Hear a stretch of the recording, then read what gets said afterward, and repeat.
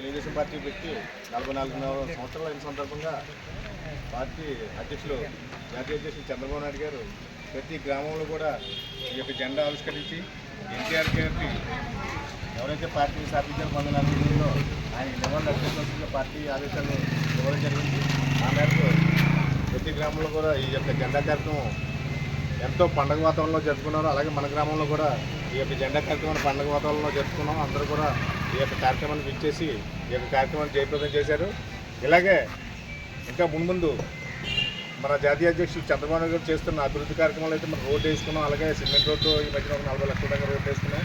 ఇలాగా డెవలప్మెంట్ అలాగే సంక్షేమం చేస్తున్నారు కాబట్టి మన చంద్రబాబు నాయుడు గారు ఇంకా ముందుకు ఇంకా రెట్టించిన ఉత్సాహంతో పార్టీని ముందుకు తీసుకెళ్లాల్సిందిగా పార్టీ అధ్యక్షుల వారికి అందరికీ కూడా అన్వయించుకుంటున్నాను. ఈ సందర్భంగా ఇక్కడ ఇచ్చేసిన అందరికీ కూడా ధన్యవాదాలు తెలియజేసుకుంటూ సెలవు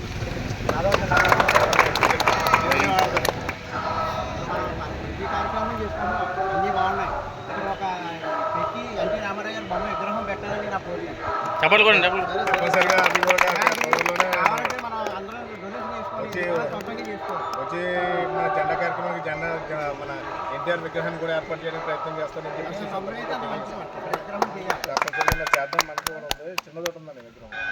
రే సీట్లు పంచిపెట్టి